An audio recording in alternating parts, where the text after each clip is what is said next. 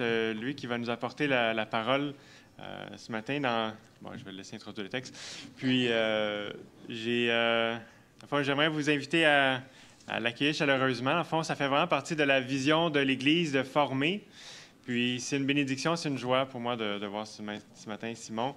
Je sais que Patrick aurait aimé être là, mais bon, les vacances, on va... C'est enregistré, il va pouvoir l'écouter. Mais donc, accueillez Simon.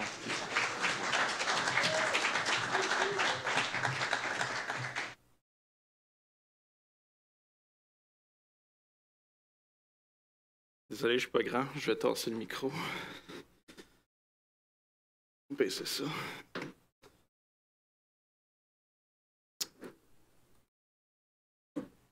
Bonjour tout le monde. Vous me répondez, c'est le fun. Souvent, moi, je suis enseignant de mathématiques au cégep. Souvent, mes étudiants, les premiers cours que je leur dis « Bonjour à tous, comment allez-vous? » Des fois, ça ne répond pas. Vous autres, ça a répondu beaucoup. Génial. Je ne suis pas à la bonne place, désolé. Ça s'en vient. Parfait. Avant d'ouvrir la parole, j'aimerais prier. Après ça, on va voir ce que Dieu a à nous dire aujourd'hui. Merci Seigneur pour ta parole. Merci parce qu'elle est accessible, qu'on peut la lire dans notre langage, puis qu'on peut comprendre justement ce que tu veux nous montrer. Merci Seigneur parce que tu n'es pas un Dieu qui est loin, tu es un Dieu qui est proche. Et tu veux qu'on te connaisse. Alors je te prie qu'aujourd'hui, ce ne soit pas moi qui parle, mais ton Saint-Esprit, que ce soit ta parole qui transparaisse pour qu'on puisse te connaître, qu'on soit humilié par ça, et qu'on puisse te glorifier comme le Dieu que tu es. Amen. Alors, je veux commencer en lisant un bout du livre de l'Ecclésiaste. Je suis à la bonne place. Un peu après. Je peux passer à la prochaine. Alors, en Ecclésiaste, chapitre 1, verset 9, il est écrit « Ce qui a été, c'est ce qui sera. Et ce qui s'est fait, c'est ce qui se fera. Il n'y a rien de nouveau sous le soleil. » Puis en Ecclésiaste, chapitre 1, versets 2 et 3, il est écrit « Vanité des vanités, dit l'Ecclésiaste, vanité des vanités. Tout est vanité. Quel avantage revient-il à l'homme de toute la peine qu'il se donne sous le soleil? » Le livre de l'Ecclésiaste, c'est là-dedans qu'on va porter les regards aujourd'hui. Et puis c'est un livre justement qui donne une certaine impression, qui se pose des questions sur l'activité humaine sur la Terre. Pourquoi est-ce qu'on fait qu'est-ce qu'on fait? Pourquoi est-ce qu'on travaille? Pourquoi est-ce qu'on fait des efforts? Quant au contexte du livre, pas de suite. Quant au contexte du livre, tout le monde n'est pas exactement en accord sur qui aurait écrit le livre. Il y a des gens qui disent que c'est Salomon, des gens qui disent que c'est plus un genre d'exercice intellectuel qui combine un peu l'expérience de tous les rois qui ont suivi à David à Jérusalem. Dans un cas ou dans l'autre, c'est écrit par quelqu'un ou peut-être l'expérience de plusieurs personnes qui, j'aurais dit dicté. Je ne sais pas si c'est la même personne qui a écrit le livre qui l'a dicté. Ça ne semble pas être le cas quand on lit le début. C'est une parenthèse. Mais qui a eu beaucoup d'expérience dans la vie puis qui a gagné beaucoup de sagesse. En fond, que Dieu lui a fait voir beaucoup de choses, puis lui a donné beaucoup de sagesse. Alors, aujourd'hui, j'aimerais qu'on regarde justement qu'est-ce que l'Ecclésiaste il voit du travail de l'homme, puis lui, on va voir qu'il voit que c'est absurde. Je vais commencer avec une illustration, prochain. Alors moi, quand j'ai grandi, quand j'étais enfant, il y a un film qui est sorti qui s'appelait L'Ère de glace. Et puis, dans L'Ère de glace, il y a un petit personnage qui est un petit écureuil, je veux dire, préhistorique, là. J'ai un peu de misère à le cadrer. Ce n'est pas un animal qu'on verrait aujourd'hui. C'est comme une espèce éteinte. Et puis, ce petit écureuil-là a un nom, il s'appelle Scrat, à ce qui paraît. Quand j'ai vu le film, je ne connaissais pas son nom. Mais ce qui est important de comprendre sur ce petit écureuil-là, c'est qu'il se retrouve dans une ère glaciaire sur la planète Terre, puis il a bien de la misère à trouver de la nourriture. Puis à un moment donné, il trouve un gland qu'il tient dans la main, dans l'image. Puis il va essayer de faire plein d'efforts. Il va déployer toute sa force pour essayer d'avoir ce gland-là, parce que, bon, il faut bien qu'il mange. Mais il va toujours arriver des péripéties puis des échecs qui se veulent comiques, c'est dans un film pour enfants, que souvent il va réussir à avoir le gland, mais il va arriver quelque chose hors de son contrôle, ou des fois c'est les conséquences de ses propres actes, qui va faire qu'il va le perdre subséquemment. Puis il y a bien la difficulté à avoir le gland. Puis l'Ecclésiaste, quand il regarde le travail de l'homme, il voit un peu ça. Il se dit, ultimement, pourquoi est-ce qu'on travaille? Parce qu'on ne semble pas ultimement obtenir ce qu'on veut obtenir. On fait beaucoup de labeur, mais notre travail est éphémère. Puis ici, c'est comme le petit écureuil Scrat. il a bien de la difficulté à obtenir le fruit de son travail, qui est le gland. Ce n'est pas seulement quelque chose qui est fictif, ça se voit aussi dans le vrai monde. Si vous êtes pas... si vous ne connaissez pas beaucoup de choses à propos de la NBA, bien, voici un certain fait. Une grande partie des joueurs, après leur carrière, perdent pas mal tout l'argent qu'ils ont fait. C'est des gens qui ont gagné des millions. Pourquoi? Parce qu'ils n'ont pas su bien gérer leurs finances. Par contre, il y a un joueur de basket, que sûrement vous connaissez, Kobe Bryant, que lui, il a bien géré ses finances. Il a gardé, dans le fond, les richesses qu'il avait acquis. Par contre, il est décédé dans un accident d'hélicoptère il y a 3 ans environ. C'est un petit peu drôle de voir le joueur de basket qui a bien fait, mais à cause qu'il était riche, il a pu se payer un luxe, certains diraient peut-être même une extravagance, de faire un voyage en hélicoptère, puis il est décédé. Ultimement, qu'est-ce que sa richesse lui a valu? Ecclésiaste va un peu regarder le travail de l'homme de cette façon-là. Donc, je veux lire aujourd'hui Ecclésiaste chapitre 3, passer dans les versets de 1 à 15. Je vais commencer par lire les versets 1 à 9. Donc, c'est Ecclésiaste 3, versets 1 à 9. Alors, il est écrit, il y a un temps pour tout, un temps pour toute chose sous les cieux, un temps pour naître et un temps pour mourir, un temps pour planter et un temps pour arracher ce qui a été planté, un temps pour tuer et un temps pour guérir, un temps pour abattre et un temps pour bâtir, un temps pour pleurer et un temps pour rire, un temps pour se lamenter et un temps pour danser, un temps pour lancer des pierres et un temps pour ramasser des pierres, un temps pour embrasser et un temps pour s'éloigner de l'embrassement, un temps pour chercher et un temps pour perdre, un temps pour garder et un temps pour jeter, un temps pour déchirer et un temps pour coudre, un temps pour se taire et un temps pour parler, un temps pour aimer et un temps pour haïr, un temps pour la guerre et un temps pour la paix. Quel avantage celui qui travaille retire-t-il de sa peine? Alors, dans l'extrait d'Ecclésiaste qu'on vient de lire, l'Ecclésiaste commence par parler d'un tout plein de temps. Un temps pour ci, un temps pour ça. Ici, le mot temps n'est pas utilisé dans le terme parfaitement chronologique du terme. Ce n'est pas des nombres de secondes puis des nombres d'années nécessairement qui parlent, mais il dit qu'il y a des circonstances qui viennent puis qui partent. Puis c'est des circonstances qui se veulent opposées. Hein. Un temps pour planter, puis un temps pour arracher le plant, au verset 2. Deux choses qui sont opposées, deux circonstances qui s'opposent. Ou on pourrait dire un temps pour parler, un temps pour se taire, au verset 7. Hein. Deux circonstances qui s'opposent.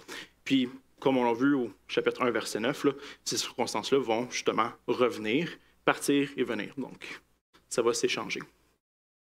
Ici, il faut faire attention. Il ne faut pas lire le texte trop vite puis penser qu'ici, l'Ecclésiaste fait des prescriptions.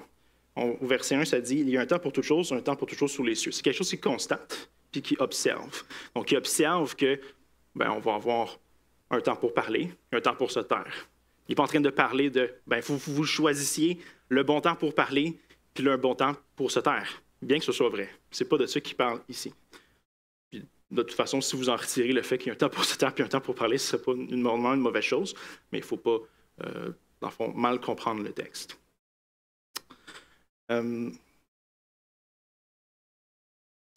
Vraiment, ce qu'il voit, ce qu'il constate, il observe que les circonstances partent et viennent et tournent en rond. Et puis, après avoir constaté que tout tourne en rond, il va se poser la question. Pourquoi est-ce qu'on travaille? Qu'est-ce qu'on retire de notre travail? Pourquoi est-ce qu'on le fait? Quel avantage est-ce qu'on va en ressortir? Parce que, manifestement, il y a certaines circonstances qu'on aimerait peut-être éviter. On voit que les circonstances tournent en rond, qu'on n'a pas de contrôle sur ce qui se passe, mais en plus, il y a certaines circonstances, justement, qui sont indésirables. Comme on pourrait parler, justement, de mourir au verset 2. Il y a un temps pour enfanter, un temps pour naître, puis un temps pour mourir. Mais on sait que dans nos sociétés modernes, on dépense des fortunes en soins médicaux parce qu'on veut repousser cette circonstance-là le plus loin possible. Mais on finit quand même par mourir. On pourrait parler aussi de se lamenter en verset 4. Se lamenter, c'est pas... Ça dépeint, dans le fond, qu'on est sûrement dans des circonstances où on n'est pas confortable. On préférait éviter ces circonstances-là.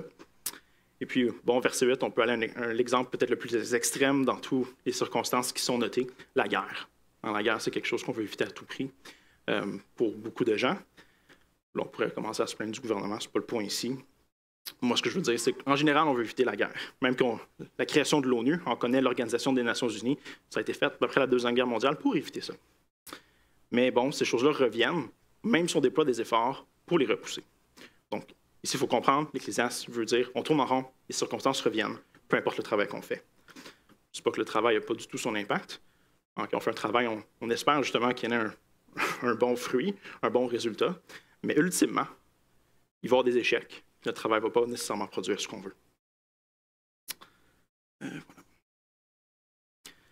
Alors, certains vont peut-être essayer de vous convaincre qu'en faisant de l'activisme, on va changer les choses, que si on fait plus d'argent, on va être plus en sécurité. Ou peut-être que si on vote pour la bonne personne, on donne plus de pouvoir à un certain gouvernement, ben les choses vont changer, les circonstances vont s'améliorer. Peut-être que ça va arriver, mais ça ne durera pas. Les circonstances vont revenir.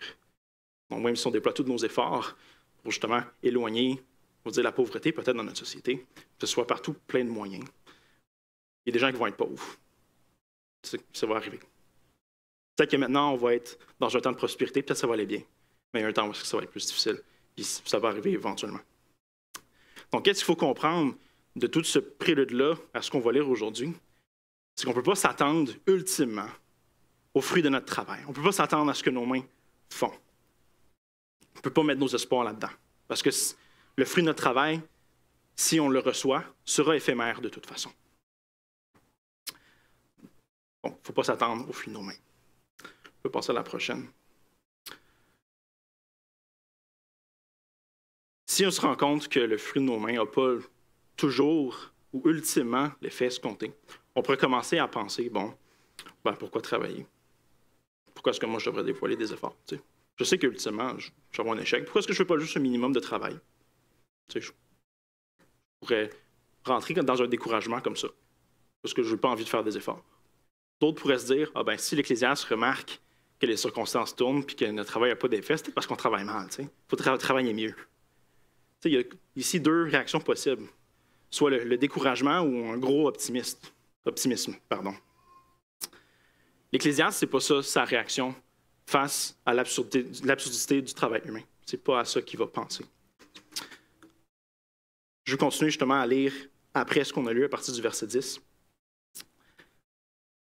L'Ecclésiaste dicte, et on voit ce qui est écrit, « J'ai vu à quelle occupation Dieu soumet les fils de l'homme. Il fait toutes choses bonnes en son temps. » J'ai skippé un verset. Non, OK, je continue. « Il fait toutes choses bonnes en son temps. Même, il a mis dans le cœur la pensée de l'éternité, bien que l'homme ne puisse pas saisir l'œuvre que Dieu a faite du commencement jusqu'à la fin. J'ai reconnu qu'il n'y a de bonheur pour eux qu'à se réjouir et à se donner du bien-être pendant leur vie. Mais que si un homme mange et boit et jouit du bien-être au milieu de tout son travail, c'est là un don de Dieu. J'ai reconnu que tout ce que Dieu fait durera toujours. Il n'y a rien à y ajouter et rien à en retrancher. Et que Dieu agit ainsi afin qu'on le craigne.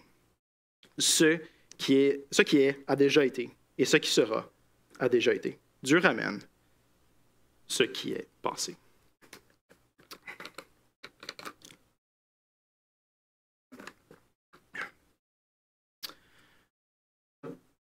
Donc, après que l'Ecclésiaste voit que le travail de l'homme est absurde dans une certaine mesure, il va commencer à parler de Dieu. Il va arrêter de regarder au travail, puis il va regarder à Dieu. L'insuffisance de notre travail devrait nous pointer vers Dieu. Ça ne devrait pas nous pointer vers un découragement ou un optimisme. Ça devrait nous amener à voir qu'il y a un Dieu qui est là, puis il y a certaines choses qu'on peut déduire de ce Dieu-là.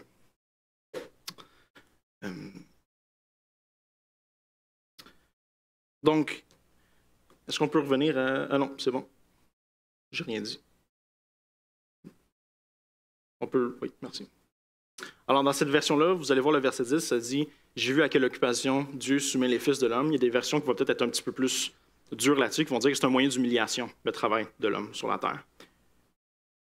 Que dans le fond, en voyant justement ce travail-là, ben, je vois qu'il y a une absurdité, puis ça humilie l'homme, pour qu'il voit qu'il y a plus grand que lui. Au verset 14, ça dit, à la fin, « Et que Dieu agit ainsi, afin qu'on le craigne. » L'absurdité du travail de l'homme, ça devrait nous amener à voir qu'il y a plus grand que nous. Il y a un Dieu qui est souverain. qui est là, qui a le contrôle sur les circonstances. Nous, on ne l'a pas, mais lui, il l'a. Et puis, pour ajouter ça au verset 15, ce qui est a déjà été, et ce qui sera a déjà été, et Dieu ramène ce qui est déjà passé. C'est Dieu qui fait tourner les circonstances. C'est lui qui fait ça. Et puis que nous, de se débattre, puis de voir que les circonstances reviennent, ça doit nous humilier, ça doit nous faire voir que, au fond, il y a un Dieu qui est là, il est grand, on doit le craindre. On doit le craindre. On doit comprendre que Dieu est souverain. Nous, on ne l'est pas. On aimerait ça contrôler les circonstances. Moi, j'aimerais ça. Je suis sûr que vous aimeriez ça aussi. Mais dans le fond, on n'a pas ce contrôle-là. Mais Dieu est là. Il faut comprendre que Dieu est souverain. C'est une gloire que Dieu a, que nous, on n'a pas. Il faut le reconnaître. En même temps, l'Ecclésiaste va remarquer une chose à propos de notre travail, dans le milieu qui parle de Dieu. On trouve ça au verset 12 et 13 du passage. Il dit « J'ai reconnu qu'il n'y a de bonheur pour eux qu'à se réjouir et à se donner du bien-être pendant leur vie.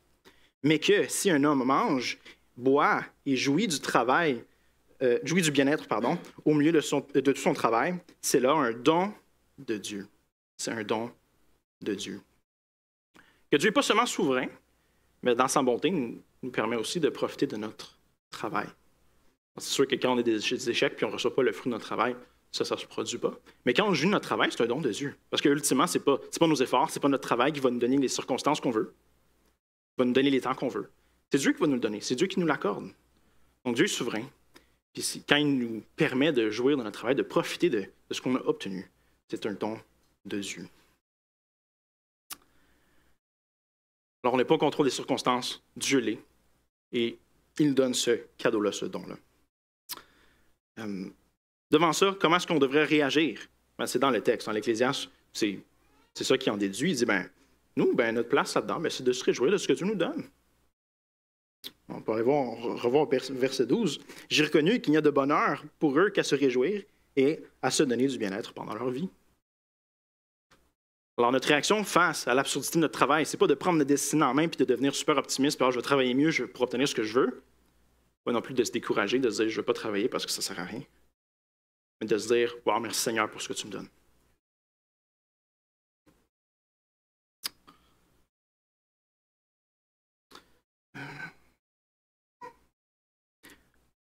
L'Ecclésiaste, vous voyez comment est-ce qu'il déduit ça, que notre bonheur ne vient pas de nos efforts. C'est pas de là qu'il vient. Ça vient de Dieu. Des fois, on dit ça de façon abstraite. Il faut être satisfait en Dieu. Il ne faut pas aller se lancer dans des idoles. Au fond, ici, c'est ça qui est répété là, dans un certain sens. Notre satisfaction, elle vient de Dieu, pas de ce que nous, on fait. Dieu récompense celui qui est juste. On connaît ça. Ceux qui ont lu les Proverbes, vous savez ça abondamment. Que Dieu récompense celui qui est juste, celui qui fait bien. Mais ultimement, c'est Dieu qui donne le fruit de son travail. Donc, il ne faut pas baser notre joie, il ne faut pas baser notre satisfaction sur le fruit de notre activité, mais sur l'action de Dieu. En effet, tu n'es pas au contrôle de tes circonstances, ultimement. Donc, ne base pas ton univers sur ce que tu fais. Puis, je dois vous avouer que pour moi, ça, c'est quelque chose qui est difficile. D'avoir pas plein d'orgueil pour qu'est-ce que je fais. Quand j'ai un problème, je veux l'arranger. Je regarde à qu'est-ce que je suis capable de faire. Qu'est-ce que je peux faire? Comment je peux trouver une solution? Il faut que je résolve le problème. Puis si je ne suis pas capable de le résoudre, je deviens frustré. Pourquoi? Parce que mon univers, mon Dieu, c'est rendu ce que moi je suis capable de faire. Donc quand ça ne fonctionne pas, mon monde s'écroule. Je deviens fâché. Je ne suis vraiment pas content de ce qui se passe. Mais si ma satisfaction était en Dieu, puis que j'aurais un échec, je me rendrais compte que ma joie et ma paix ne dépendent pas de mes circonstances. C'est pas vrai, ça. Alors, s'il y en a qui disent « Ah, ça irait mieux si j'avais fini l'école pour les plus jeunes. » Ou si j'étais à la retraite puis je ne devais plus travailler pour ceux qui sont plus vieux. Ou ceux qui sont entre les deux, peut-être « Ah, quand j'aurai fini de payer mon hypothèque, quand je vais avoir une maison, là, je vais aller mieux. Parce que je vais avoir justement travaillé pour avoir obtenu ce que je désire. » Mais vous n'allez pas aller mieux si vous avez ces choses-là. Vous allez aller mieux si votre paix et votre joie sont en Christ, en toutes circonstances.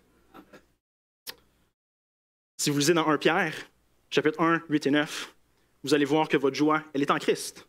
Elle est dans le sacrifice qu'il a fait pour nous. Si vous lisez dans Jean 14, 27, là, je ne pense pas que j'ai mis les versets, là, mais je passe vite là-dedans. C'est que c'est en Jésus que vous avez la paix. Peu importe les circonstances, Jésus il est mort sur la croix pour vous. Là. Même que si ça va bien ou que ça va mal. C'est pas grave, ça. Le sacrifice de Jésus il est bon et vous pouvez l'obtenir comme substitution là, par rapport à la peine que vous aviez devant Dieu.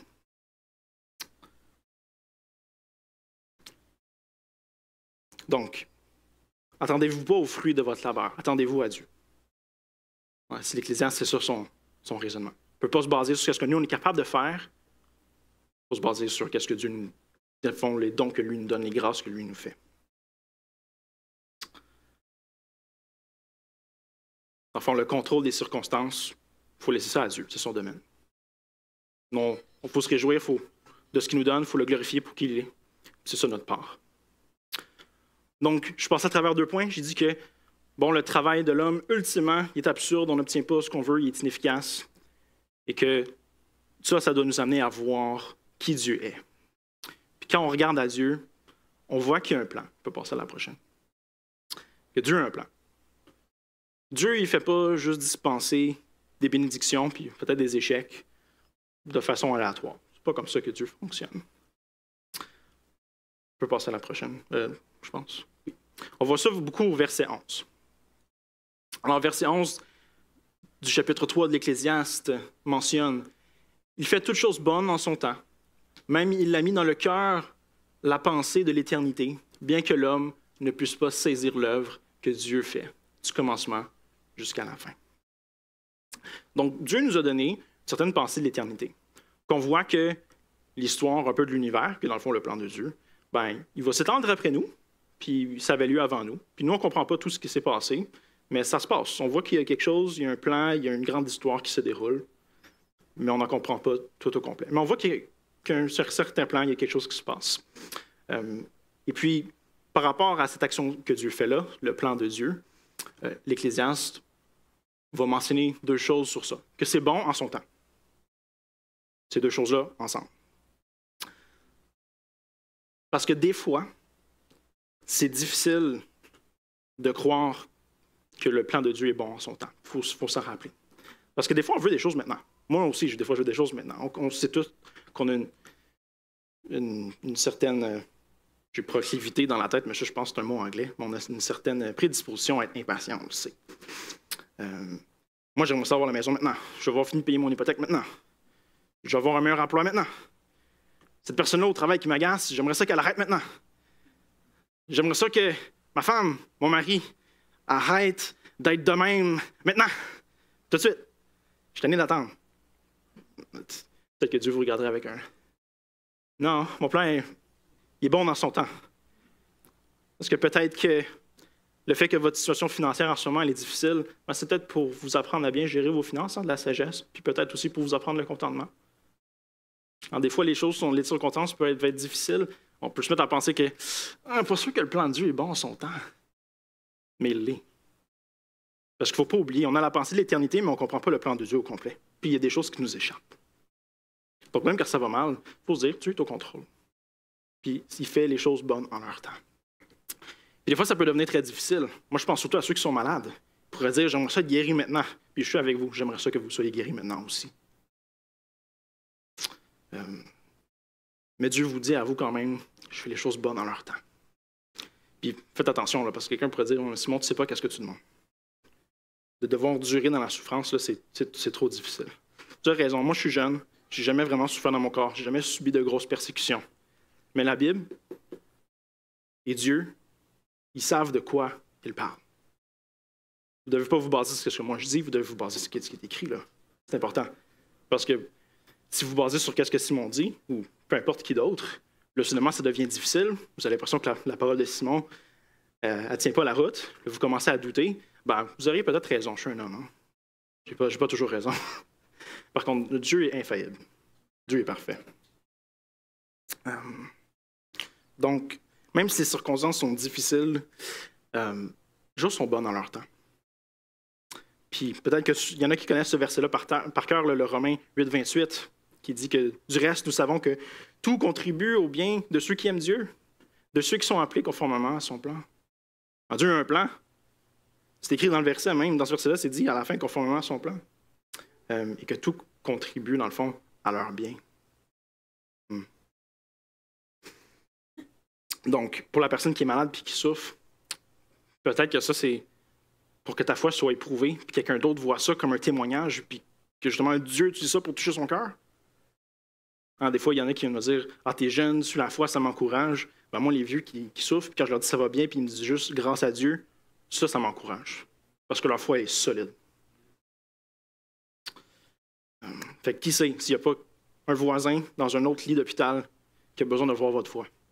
Qui sait? Qui sait? Puis pour ceux pour qui c'est difficile de se dire « Ah, le plan de Dieu est bon en son temps », dans la Bible, il y a un exemple d'une personne qui est passée dans des temps très, très difficiles, qui s'appelle Job. Il y a un livre au complet de la Bible qui lui est attribué. Puis Job, il faut qu'il lutte avec le fait que lui, dans des très mauvaises circonstances, c'est comme s'il est jugé, mais il sait qu'il est innocent. Il n'a rien fait de mal. Puis il commence à capoter. Mais dans le fond, c'était un peu un test, qu'est-ce qui se passait. Parce qu'au ciel, il y avait l'accusateur qui avait demandé à Dieu, « Job, si tu lui enlèves toutes ses bénédictions, il n'aura plus foi en toi. Il ne va plus avoir confiance en toi. Il va te laisser tomber. » Puis Job ne laisse pas Dieu tomber. Mais il lutte quand même avec le fait que « mais je ne devrais pas être dans les circonstances dans lesquelles je suis. » Puis, à la fin de Job, après que Dieu lui ait parlé, Job, dans le fond, il va conclure un peu avec ça. « Je reconnais que tout est possible pour toi et que rien ne peut s'opposer à tes projets. Qui est celui qui dissimule mes plans par un manque de savoir? Oui, j'ai parlé, sans les comprendre, de merveilles qui me dépassent et que je ne connais pas. Écoute-moi et je parlerai. Je t'interrogerai et tu me renseigneras. Mon oreille avait entendu parler de toi, mais maintenant mon œil t'a vu. C'est pourquoi je me condamne et je reconnais mes torts sur la poussière et sur la cendre. » Alors même si les temps étaient difficiles pour Job, à la fin, il reconnaît que Dieu a un plan. Les choses sont bonnes dans leur temps. Moi, je ne savais pas de quoi je parlais quand je doutais de Dieu. Dieu savait qu'est-ce qu'il faisait. Donc, Job était justement confronté un peu à cette pensée de l'éternité-là qui est dans l'homme, que je sais qu'il y a un plan qui se passe, mais je n'ai pas l'impression que le plan se passe comme il devrait. Mais à la fin, il doit reconnaître que ça, c'était juste son impression. C'était juste son impression. Ce n'était pas la réalité. Donc, il y a des choses, justement, qu'on ne va pas comprendre du plan de Dieu. Ça va arriver. Mais il y a des choses qu'on comprend, que Dieu nous a révélées, qu'il nous a montrées.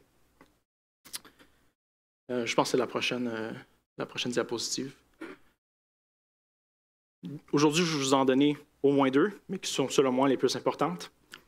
En effet, alors que nous étions encore sans force, Christ est mort pour des pécheurs, au moment fixé.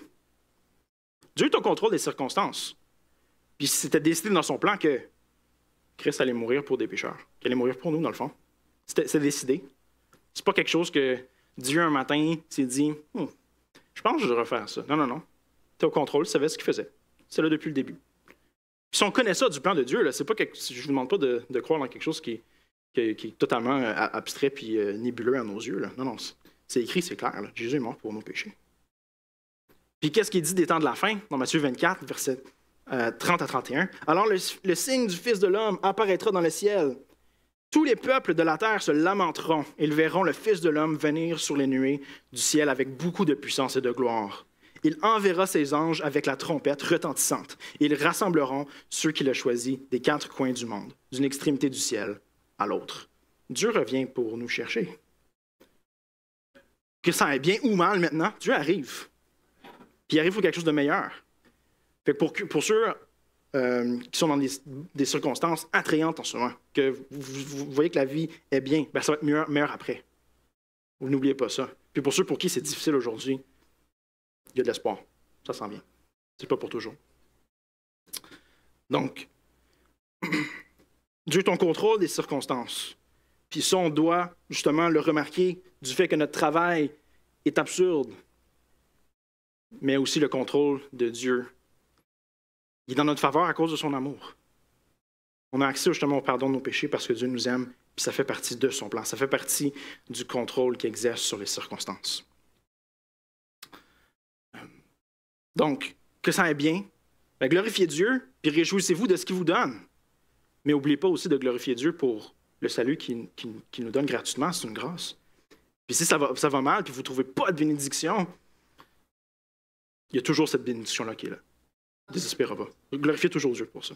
Puis, c'est fou comme l'espérance de ces choses-là, ça peut être un témoignage puissant aussi.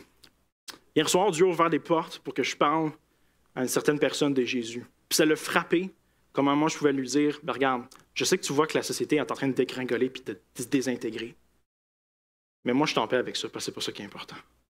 Qu'est-ce qui est important, c'est qu'est-ce que Jésus a fait pour moi. Puis moi, je veux parler de Jésus. Puis lui, il était abasourdi. Il avait de la misère à mettre ça en mots, de faire comme, hein, toi, tu n'as pas peur que tes potentiels futurs enfants grandissent dans une société qui est complètement détruite, puis que ce soit difficile pour eux, ou peut-être même toi. J'ai dit, c'est peut-être pas des choses qui vont être faciles à vivre, mais ultimement, c'est pas ça qui va me faire dérailler, parce que j'ai la paix que cette espérance-là me donne, que Dieu nous donne. Ça l'abasourdit. Alors, la joie, la paix qui viennent de notre connaissance du plan de Dieu, c'est un témoignage puissant pour les autres. Je sais que Dieu l'utilise.